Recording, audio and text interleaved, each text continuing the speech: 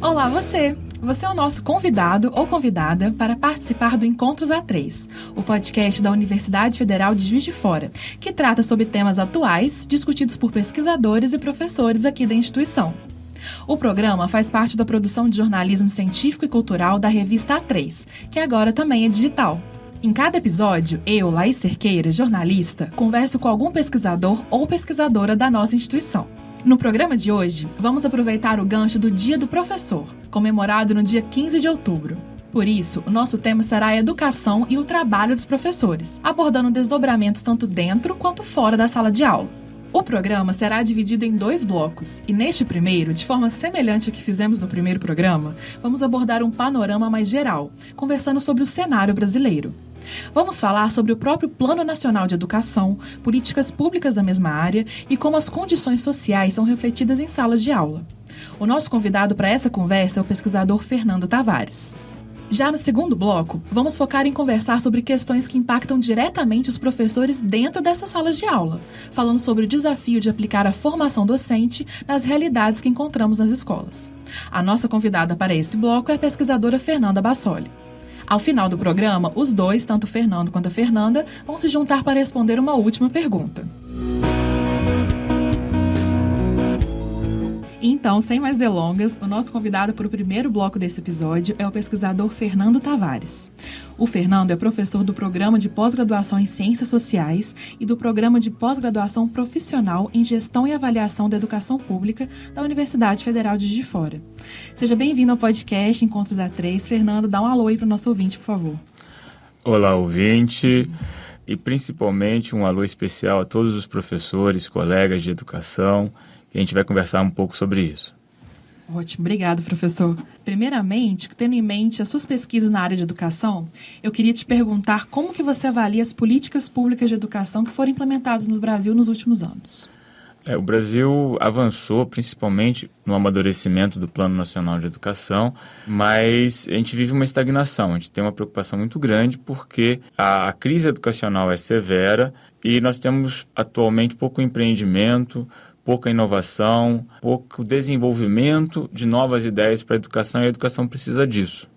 A gente comemorou há pouco tempo a chegada do homem à Lua, e nem todo mundo sabe que o início desse percurso foi com uma reforma educacional. Foi a reforma educacional do sistema norte-americano, que desenvolveu novos estímulos à ciência, à tecnologia, que culminou com a corrida espacial e com o desenvolvimento de agências novas, inovações para a sociedade civil, para o nosso dia a dia, e tudo isso começou numa escola. Várias outras experiências no mundo, como a recuperação do pós-guerra na Coreia, hoje se desenvolve, é um país crescente, como também no pós-guerra no Japão. Hoje a gente vê o desenvolvimento desses países, mas tudo isso começou na reforma educacional. E o Brasil ainda patina nisso. Por isso é tão importante o incentivo, a concentração de esforços, porque ao mudar a educação, a gente cria condições para mudar várias dimensões da sociedade. E aí você citou o Plano Nacional de Educação nessa sua fala. Você pode explicar um pouco para quem está ouvindo que talvez não seja familiarizado com isso, o que é de fato o Plano Nacional de Educação? O Plano Nacional de Educação é uma lei aprovada em 2014, que apresenta estratégias e metas para o desenvolvimento da educação brasileira até 2024. Então, lá estão descritas várias metas que as escolas, que os municípios, que os estados devem alcançar para que cada criança tenha acesso, próximo de sua casa, a uma escola que proporcione oportunidades para o seu futuro. Então, é um conjunto de indicadores, de estratégias, de números, de projeções, de direitos que são validados pelo parlamento, ou seja, pelos representantes do povo brasileiro, atendendo às mais diversas dimensões da educação. O plano ele é bem fácil de ser lido, ele é acessível pela internet, todo mundo consegue digitar lá Plano Nacional de Educação e chega rapidamente à lei, ela é bem didática e tem lá uma série de indicadores que também podem ser acessados via internet. Existe o Observatório do Plano Nacional de Educação, que verifica como que cada município, como que cada estado está avançando na realização das metas do plano. E esse conjunto de trabalhos são cumulativos, tendo em vista a realização em 10 anos de metas básicas, de conquistas fundamentais para o Brasil se desenvolver. Sem elas, o Brasil não vai se desenvolver, não adianta. A gente vive na sociedade do conhecimento e sem educação, sem uma educação pública de qualidade, infelizmente, nenhum país do mundo se desenvolve e o Brasil não será a exceção. Então, para isso que tem o plano e para isso que a universidade se engaja nisso, né? A universidade, junto com os seus centros de pesquisa, as suas faculdades, o CAED, né? O Centro de Políticas Públicas e Avaliação da Educação, que é o maior centro brasileiro dedicado a esse tema. Todo esse trabalho da universidade se volta a esta meta, a essa realização. Trabalhar junto com as redes públicas, com as redes estaduais, municipais, com o Ministério da Educação, com organismos internacionais, né, apoiando inclusive outros governos. Hoje a universidade chega à África, já apoiou Moçambique, Angola. Todas essas ações são em prol da transformação da educação brasileira. E isso está sistematizado no plano. O plano, então, é um guia para as instituições, para os governos, para todos os partidos, para todos os membros da sociedade política, para a sociedade civil, se mobilizarem em torno do desenvolvimento da sociedade brasileira como um todo. É o plano que nos fornece indicadores e nos fornece balizas para nós podermos acompanhar o nosso desenvolvimento. E, para isso, o plano ele tem um papel muito grande de congregar a sociedade. Quando um professor, quando uma escola, quando uma pessoa na comunidade quer saber como é que está a situação da educação, qualquer cidadão brasileiro pode recorrer ao plano e pode verificar como é que está o andamento, como é que se desenvolve, como que as melhorias acontecem, pode cobrar políticos, pode cobrar seus representantes. Ou seja, o plano ele cria um diálogo na sociedade. Então, o plano ele é muito importante para nos guiar como um conjunto, como um grande grupo querendo o melhor para o Brasil. A dificuldade é que o plano foi abandonado nos últimos anos, né? Pouco tem se debatido, pouco tem se dado atenção ao plano. Os debates nos últimos meses, mesmo nos últimos anos, têm se dado em pautas muito retrógradas, muito conservadoras, muito atrasadas. A nossa grande questão é a educação mesmo. A gente quer que as crianças aprendam. A gente quer que as crianças cheguem à universidade, que as crianças se realizem, que as crianças tenham desenvolvimento pleno. E para isso é preciso avançar o plano. E nisso, quando a gente fala do diálogo, a gente fala também de um diálogo para além do Congresso. O plano não é um plano do Congresso Nacional. E não é o plano de um governo. O plano nacional é o plano de uma sociedade. E estamos juntos nessa batalha, estamos juntos nesse esforço. Que na própria universidade, às vezes nem todo mundo dá atenção ou sabe, a Universidade Federal de Juiz de Fora é a instituição no Brasil que mais chega às escolas públicas. Ela hoje ela tem convênio com 14 sistemas estaduais de educação. Ela chega no Amazonas, na Bahia, no Piauí, na Paraíba, no Ceará, no Maranhão, em Pernambuco, no Rio Grande do Norte, em Goiás, no Espírito Santo, no Paraná, lá no Rio Grande do Sul, em Santa Catarina e aqui em Minas Gerais. Além disso, ainda tem outros convênios para apoiar a educação pública em várias cidades do Pará, da Bahia, de São Paulo, de Goiás. O trabalho desenvolvido aqui na universidade, ele chega a professores que nem sabiam que existia Juiz de Fora. Mas é um esforço conjunto para nós colaborarmos com o desenvolvimento da educação brasileira. Com cada professor que dialoga com nossos materiais, que conhece as nossas pesquisas, que partilha esses conhecimentos. E tudo isso é em torno, por exemplo, do Plano Nacional de Educação, da Base Nacional Comum Curricular e de outras políticas que se voltam para o desenvolvimento da educação pública, se voltam para o sonho de um Brasil diferente, de um Brasil melhor, de um Brasil que começa a se fazer na escola aos 4, 5, 6 anos. Com professores que sonham também um Brasil, que acreditam em cada olhar de uma criança a possibilidade de um futuro diferente. Esse trabalho conjunto não é um trabalho que está apenas numa lei, não é uma letra vazia, é o trabalho de uma sociedade que se sonha diferente no futuro. Professor, agora eu quero conversar com você sobre as taxas de rendimento que foram divulgadas pelo INEP, que é o Instituto Nacional de Estudos e Pesquisas Educacionais Anísio Teixeira. Essas taxas demonstram o número de alunos que reprovam nas escolas brasileiras. Esses dados que eu vou falar a seguir são relativos ao ano passado, 2018, e abordam tanto as escolas públicas quanto as privadas.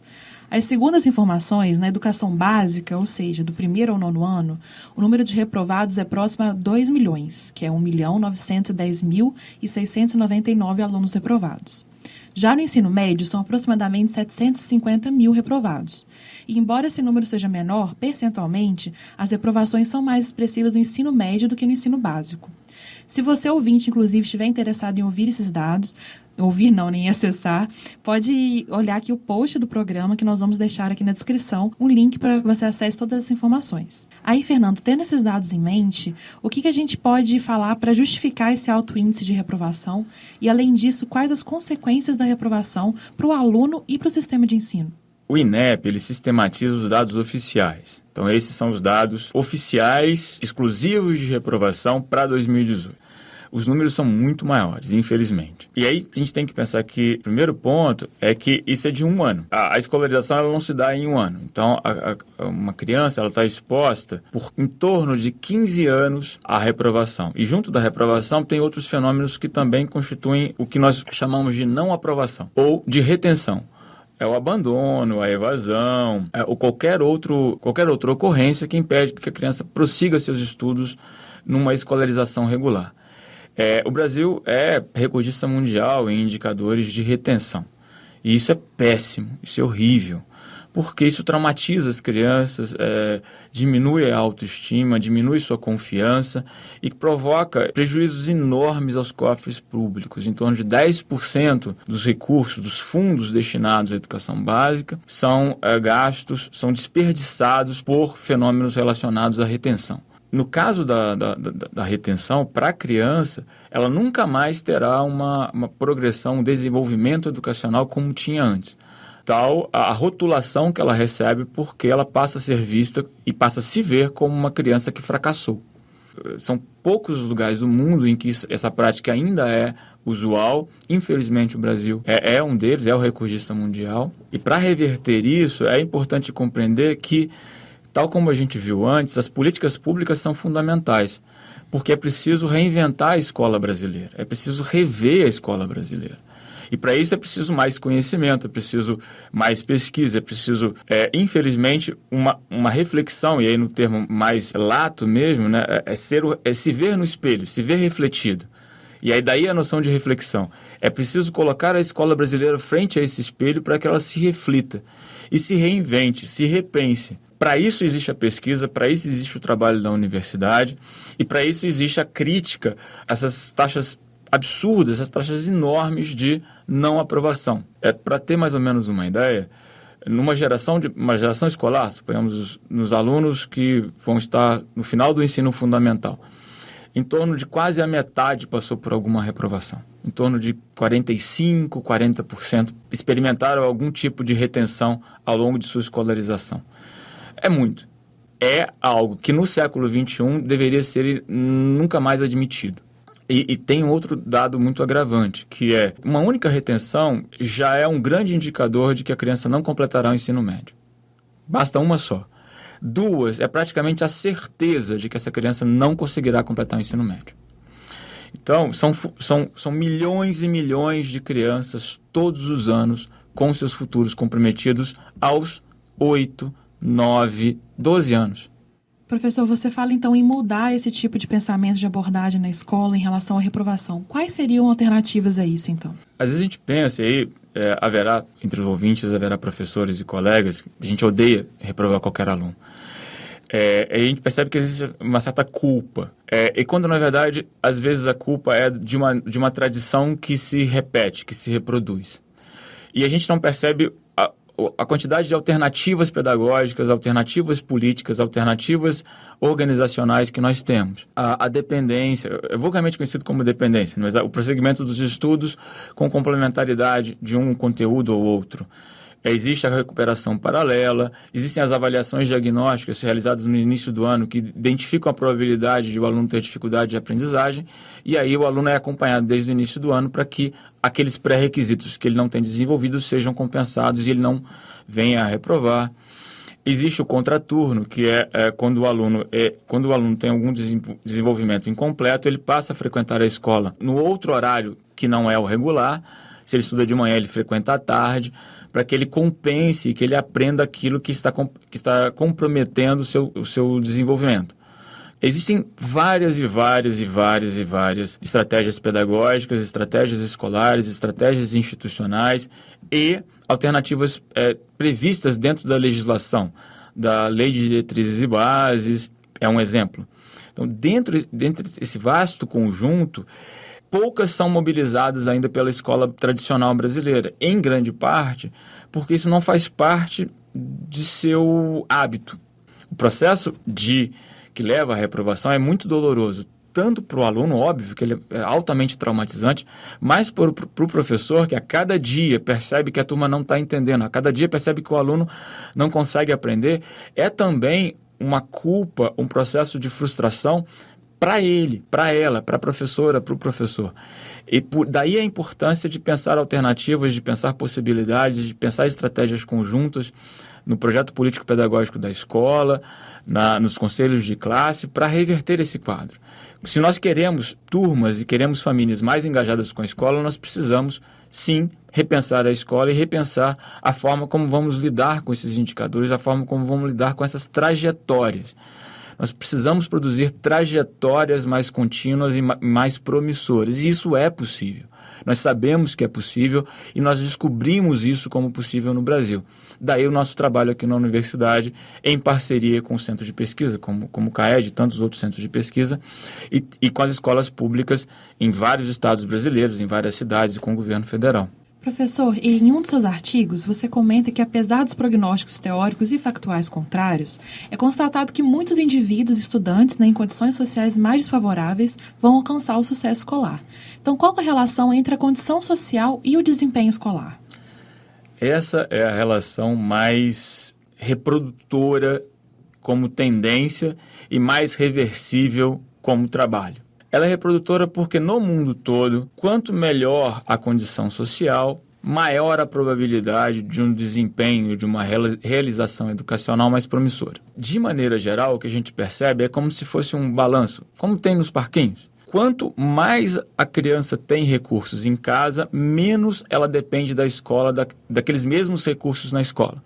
Recursos materiais e imateriais. Quanto menos ela tem determinado recurso material e imaterial na escola, na família, mais ela depende daqueles recursos na escola. Então, é esse equilíbrio que traduz a relação entre o ambiente privado, o ambiente familiar, essa socialização primária, e a socialização secundária, o ambiente institucional, o ambiente escolar.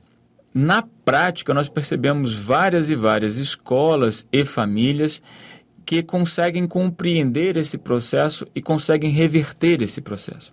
Basicamente, utilizando de recursos imateriais, a atenção, a expectativa, a confiança no aluno, na criança, o acompanhamento dos estudos, não deixar a criança reprovar, não deixar a criança ser retida, manter a criança, escolher boas escolas para essa criança.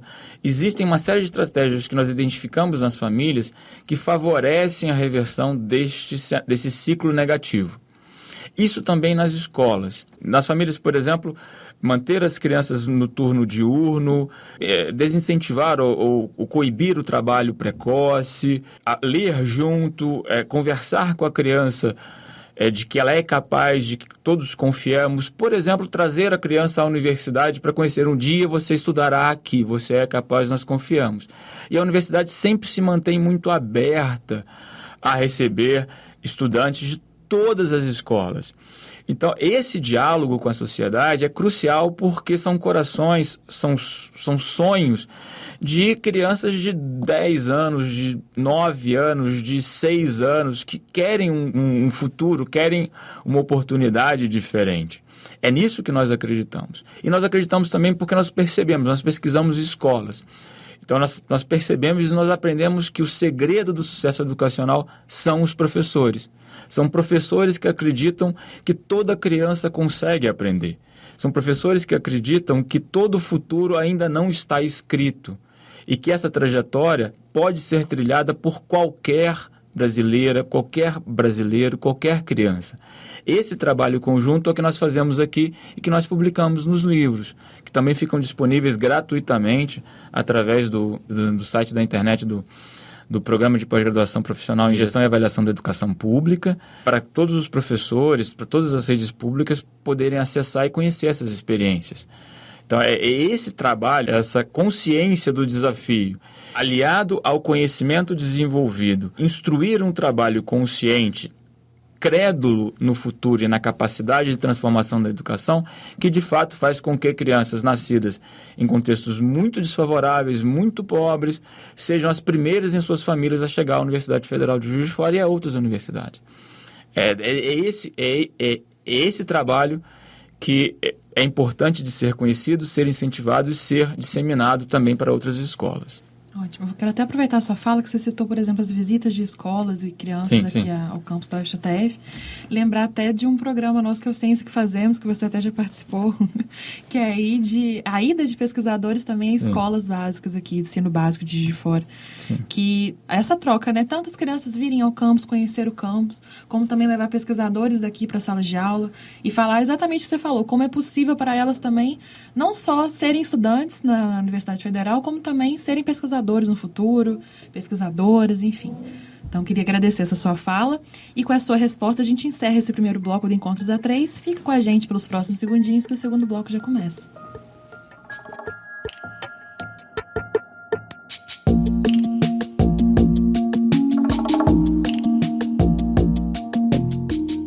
Bom, como eu te falei no início do programa, nesse segundo bloco vamos focar em questões que impactam diretamente os professores dentro das salas de aula, falando sobre o desafio de aplicar a formação docente nas realidades que encontramos nas escolas. O Fernando, que foi o nosso entrevistado do primeiro bloco, continua aqui com a gente para que, ao final do programa, ele e a nossa próxima convidada possam responder a uma última pergunta. E agora, para conversar com a gente neste segundo bloco, eu convido a pesquisadora Fernanda Bassoli, que é professora do Colégio de Aplicação João 23 e coordenadora do projeto de extensão e do grupo de pesquisa Se Ensinar. Fernanda, seja bem-vinda ao podcast Encontros A3 e dá um alô aí para o ouvinte. Olá, boa tarde. Muito obrigada aí pelo convite. É sempre uma alegria, né, falar sobre a nossa profissão, sobre o nosso trabalho. A gente que agradece. E eu já queria começar com uma pergunta para você bem inicial mesmo, porque para muitos, e eu inclusive, esses dois termos que eu quero abordar com você podem soar como coisas muito parecidas, que é qual é a diferença entre o aprendizado e educação? Certo. Educação, né, é um termo mais geral, né, um processo amplo que ele é promovido por diversas instâncias, né, como família, escola, televisão, centros de ciência, jardim botânico, movimentos sociais e até as instituições religiosas. E dessa forma, a educação, né, ela pode ser classificada como educação formal, que é a educação, né, promovida pela escola, educação não formal, que é promovida pelos centros de ciência, jardins botânicos, e a educação informal, que é promovida pelas famílias, pela televisão, movimentos sociais e pelas mídias. Já o aprendizado, ele diz respeito às consequências, né, da educação, uma vez que se espera que os processos educativos eles proporcionem aprendizado para os sujeitos envolvidos. O aprendizado ele pode ser definido, né, a partir de várias perspectivas teóricas, né? A perspectiva principal que baliza o meu trabalho na sala de aula e as minhas pesquisas é a perspectiva cognitivista. Essa perspectiva diz respeito às modificações na estrutura neural dos sujeitos, nas redes neurais, né? Tem sido tão falado atualmente, né? Por conta aí dessa questão das neurociências, né? Sim. Virou até um fetiche. Então, dentro dessa abordagem, eu trabalho com a teoria da aprendizagem significativa de David Ausubel. Essa teoria ela tem como premissa, né, que o sujeito aprende a partir daquilo que ele já sabe, daquilo que ele já conhece, das experiências que ele já possui, né? Os novos conhecimentos, então, eles são ancorados nessas experiências anteriores, né? Então, para que a aprendizagem seja significativa, ela tem que se ancorar nesses conceitos prévios que a gente chama de subsunsores. estudantes e tem que interagir com outros elementos da estrutura cognitiva dos estudantes. Então, logo, é fundamental nesse processo, né, levantar, saber quais são esses conhecimentos prévios e ensinar os alunos de acordo, para que se estabeleça, né, o significado. Professor, essa complexidade do processo de aprendizagem, ela é abordada não somente nas pesquisas da área da educação, como também é trabalhada e testemunhada no cotidiano das escolas. Aí eu queria te perguntar, dentro desse processo, como que a gente pode aprofundar a discussão sobre a relação entre alunos e professores? Que outros agentes a gente pode ou até deve considerar nessa reflexão? Certo. Então, de fato, a educação é um fenômeno bastante complexo, né? Ele envolve diversas instâncias, né? Como a sociedade, as famílias, as escolas, as instituições religiosas, movimentos sociais, né? Como eu disse anteriormente. No que diz respeito especificamente à relação entre alunos e professores, eu entendo que essa deva ser pautada por vários elementos. Principal, né? A afetividade, confiança, o respeito à diversidade do aluno. E o que só pode ser alcançado a partir do diálogo. Então, o diálogo, eu diria que é o elemento, né, principal nessa relação entre professor e aluno. É preciso conhecer os alunos, é preciso conhecer onde eles vivem, como eles vivem, o que pensam, o que fazem, e também deixar-se conhecer pelos alunos. Pois nós, professores, também, né, somos seres humanos, e às vezes a gente fica num papel, né, muito distanciado dos nossos estudantes. Então, é preciso resgatar, né, essas relações entre aluno e professor. Né? Nós também temos dúvidas, temos dificuldades, temos sentimentos e temos sonhos. Né? Agora, sobre os outros agentes que a gente deve considerar nessa reflexão, sem dúvida, a família é central, pois ela tem atuação direta, né, do desenvolvimento dos sujeitos, desde a aprendizagem de atitudes, de valores, as formas de relacionamento com o outro, até mesmo, né, reflete nos sonhos, nas expectativas dos alunos. Então, assim, é fundamental que as famílias se envolvam na vida escolar dos seus filhos, pois a educação, constitucionalmente, ela é dever da família e do Estado, e não pode caber só à escola essa tarefa. E você apontou nas suas pesquisas, Fernanda, que como os professores e os pesquisadores da área da educação, eles concordam sobre a importância de atividades práticas no processo do ensino. E aí você também relatou que, no entanto, existe um abismo, né, entre a importância dessas atividades práticas e a execução delas dentro do contexto da sala de aula. E como que esse uso mais tradicional de atividades práticas pode levar a uma visão deformada da ciência. Aí, o que seria essa visão deformada da ciência? Certo. Então, na verdade, eu falo, né, agora enquanto professora, né, da área de ciências naturais e também pesquisadora dessa área do conhecimento. Então, no contexto das aulas de ciências naturais, ainda predominam as aulas ainda muito presas ao livro didático e aos conhecimentos canônicos da ciência, com foco na aprendizagem mecânica dos conceitos, desconsiderando as relações entre os conhecimentos, né? Por isso eu destaco a importância da aprendizagem, né, significativa. Então, nesse contexto, né, quando as atividades práticas elas são realizadas, é muito comum que elas tenham um caráter mais de demonstração, não estimulando a investigação, a elaboração de hipóteses, a reflexão e o protagonismo dos alunos. Então, dessa forma, essas práticas meramente demonstrativas, elas acabam reforçando a visão hegemônica de ciência. Então, a visão deformada de ciência, essa visão hegemônica, essa visão de senso comum, né, em que as pessoas consideram as ciências, né, a ciência como neutra, histórica, a ciência pautada por verdades absolutas e produzidas, né, por pessoas iluminadas, com inteligência fora do comum, né? Que, inclusive, é um grande mito também em torno, né? Não só em torno do cientista, da figura do cientista, né? Como em relação também à ciência. Então, é isso que eu chamo de visão deformada. Né? Então, a ideia é que essas atividades experimentais, né, tragam elementos para aproximar mais os alunos de como se dá o processo de construção, né, do conhecimento científico. E você fala tipo de atividades experimentais, eu até lembro, por exemplo, quando eu mesma estava na escola, que às vezes apresentavam, aí geralmente era questões de física, de biologia, mas assim, mostravam coisas de química até, sei lá, mostrava a reação de uma coisa que mudava de cor, a gente ficava encantado com aquilo, mas a mecânica por trás daquilo não entendia, né? Não tem uma problematização, né? Por que isso aconteceu, né? Exatamente, muito interessante. Principalmente essa questão da ciência que você falou, que Parece que é uma verdade absoluta, né?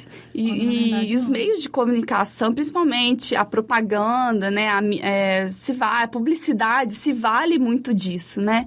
Um creme dental, aí uma pessoa de jaleco branco para trazer aquela autoridade, né, do cientista. Então, se é um cientista que está falando, é uma verdade, né, que é inquestionável. Exato, uma figura então, inquestionável. todo o processo de divergências que acontecem dentro, né, do próprio meio científico, isso tudo é deixado de lado, né? As controvérsias, né, científicas. Então, as controvérsias estão mais presentes, né, do que os consensos no meio científico.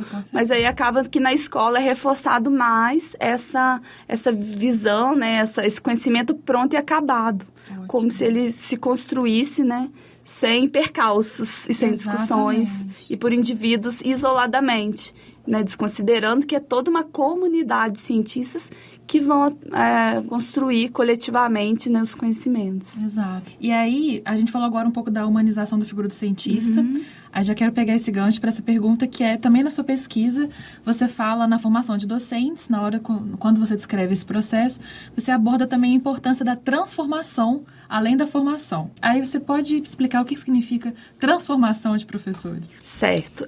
Embora a palavra formação, ela esteja já muito enraizada, né? Ela passa uma ideia de forma, de padronização, de homogeneização, o que vai na contramão da ideia de formação que eu defendo para nós professores. Que, ao contrário disso, ela pauta-se pela singularidade, né, dos sujeitos, pela valorização de seus saberes, de suas experiências, o que remete mais a um movimento de transcendência de um padrão. Não tem uma única forma de ser professor.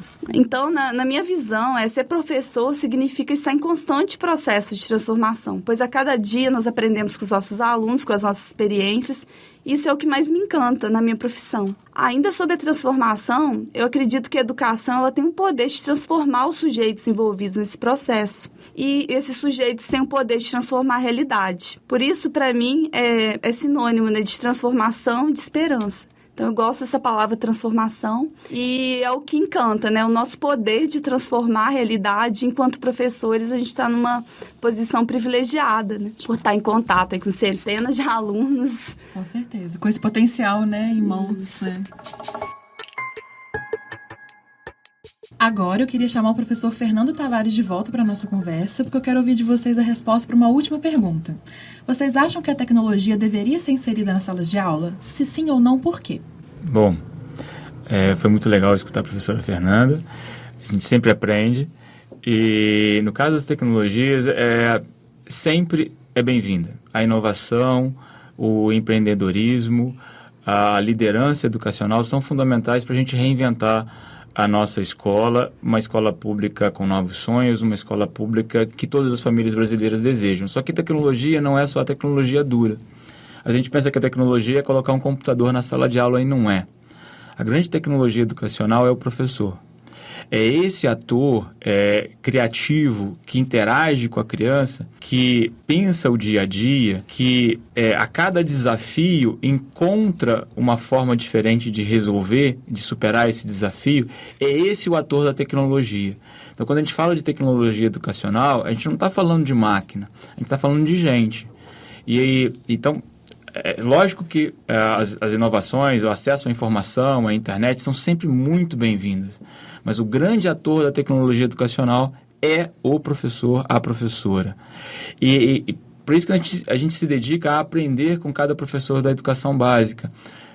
Estratégias de alfabetização, estratégias de letramento matemático, desenvolvimento científico. As nossas escolas estão cheias de desenvolvedores de tecnologia, que muitas vezes a gente não conhece. Então, daí, por exemplo, uma das nossas pesquisas ser dedicada ao sucesso educacional, que é ir às escolas e aprender com as experiências de sucesso, mostrando que mesmo em contextos desfavoráveis, há grandes professores que estão lá fazendo a diferença em prol do Brasil. Sem tomar muito tempo para responder objetivamente a pergunta, todas as tecnologias são muito bem-vindas. Só que não é a máquina que vai resolver o problema da educação brasileira. São os professores. E são os professores que são os grandes inovadores. É a docência, que é o magistério que consegue reinventar formas diferentes de inserir crianças marginalizadas, crianças em condições desfavoráveis, apresentando-as à sociedade do conhecimento, apresentando-as um mundo inteiro de novas informações. Então, essa compreensão da tecnologia é a compreensão que a gente gosta, que a gente percebe que dá certo. É essa compreensão que faz diferença. Você, Fernanda? Não há dúvida sobre a importância, né, de se inserir as tecnologias na sala de aula, porque elas já fazem parte, né, da nossa vida cotidiana. E elas, de fato, podem ser aliadas importantes no processo educacional. Mas aí eu gostaria de destacar, né, reiterando o que o professor Fernando, né, abordou sobre a importância, né, da mediação do professor. Nenhuma tecnologia, por melhor que ela seja, ela se basta por si só. É fundamental, é o professor que vai saber selecionar a tecnologia mais adequada para os seus alunos, terem visto os conteúdos, o seu nível de desenvolvimento. Então, o professor é o agente central, né, em fazer essa mediação entre o aluno e as tecnologias, né, para o desenvolvimento aí das habilidades, dos conhecimentos. Então, nós usamos, né, diferentes recursos, né, tecnológicos que são muito úteis no ensino, no processo de ensino-aprendizagem. Então, eu, como professora de ciências, me valho, né, de diferentes aplicativos, né, que a gente consegue estudar o corpo humano em 3D, aplicativos para análise de rótulos de alimentos, para ver a composição nutricional. Utilizamos vídeos, animações, documentários, né? O próprio celular na sala de aula ele é usado para os alunos fazerem registros fotográficos, né? Agora, a gente acabou de fazer uma visita ao Inhotim, então um dos trabalhos que foram feitos era de registro fotográfico daquilo que tocou os alunos. Então, a gente trabalha muito com as fotos, produção de vídeos pelos próprios alunos. O próprio WhatsApp é usado, né, para o processo de organização, né, dos trabalhos. Atualmente eu também estou desenvolvendo com os alunos, né, um trabalho em redes sociais. Então, um grupo de alunos criou um perfil no Instagram para divulgar as ações de um projeto que nós temos na escola sobre sustentabilidade. Então, assim, é inquestionável, né, a importância, mas tudo isso faz parte de todo um processo que ele é pensado, que ele é planejado, que tem uma intencionalidade e quem está por detrás disso é o professor. Então, nenhuma tecnologia substitui, né, o professor e as interações, né, pessoais, interpessoais, né, vamos dizer assim. Então, é importante o desenvolvimento dessas interações, afetividade. Então, a mediação do professor, ela é central nesse processo. Fernanda, muito obrigada pela sua participação, pela sua disponibilidade. Eu que agradeço. Quem quiser acompanhar o seu trabalho, ou então dos projetos que você participa, ou até entrar em contato por e-mail, quais são os canais de comunicação? Sim, então as pessoas podem entrar em contato, vai ser um prazer, né, conversar sobre educação através do meu e-mail, que é fernanda.bassoli@ufjf.edu.br. E as ações, né, que o meu grupo desenvolve lá no João 23, né, podem ser acompanhadas a partir do site do projeto Se Ensinar, que é www.fjf.br/Se Ensinar. Fernanda, e quem quiser acompanhar o seu trabalho ou entrar em contato com você relativo à pesquisa que é feita aqui na universidade, quais são os canais de comunicação? Aqui na universidade, pode sempre me encontrar no Instituto de Ciências Humanas. É só procurar na secretaria que eles informam os locais. Lá nós temos os laboratórios, onde nós guardamos as pesquisas, conversamos com pessoas que têm interesse. Estamos sempre de portas abertas para receber colegas de escolas básicas, de outras universidades, enfim. Também no programa de pós-graduação profissional em Gestão e Avaliação da Educação Pública, é só digitar isso na internet, vai ter a página do programa, e lá no repositório tem livros. Nos livros tem a série Gestão e Avaliação da Educação Pública, que eu e o professor Luiz Flávio Neubert organizamos, e lá estão os livros também disponíveis gratuitamente para quem tiver interesse. Além disso, tem os outros centros aqui da universidade, né? Tem o Centro de Pesquisa Social, coordenado pelo professor Luiz Flávio Neubert, e tem também o CAED, o Centro de Políticas Públicas e Avaliação da Educação, onde também quem tem interesse consegue ter acesso às informações, materiais, publicação, outros tantos colegas especialistas. Não é um trabalho de um pesquisador, mas é o trabalho de uma enorme equipe da universidade, com professores de diversas faculdades, de diversos departamentos. Existe um envolvimento institucional muito grande para que a gente consiga produzir e fornecer à sociedade brasileira o que a gente tem de melhor em prol da educação pública. Obrigada, então, também ao Fernando pela disponibilidade de participação e obrigada também a você, ouvinte, por acompanhar esse encontro. O Encontros A3 sempre vai contar com pesquisadores da UFJF para conversar sobre temas de interesse público. Lembrando que esse também é um papel da universidade, democratizar o acesso à ciência que é produzida aqui.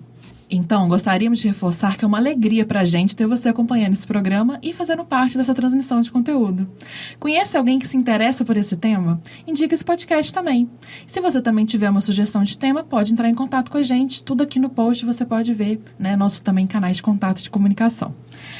Os seus comentários, as impressões, sugestões também são todos bem-vindos. Conversem com a gente pelas redes sociais da UFJF, que é o Instagram, que é @UFJF, o Facebook, o UFJF Oficial, o Twitter, o UFJF _ e também no LinkedIn estamos presentes lá. Aproveita e segue a gente. Esse podcast é vinculado à Revista A3 da UFJF, de jornalismo científico e cultural. Você pode acessar todo o nosso conteúdo, que vai além do texto, no site revista3.ufjf.br. Lá você também conhece outras iniciativas de divulgação científica da universidade. Por hoje, fechamos por aqui. Um abraço e até breve.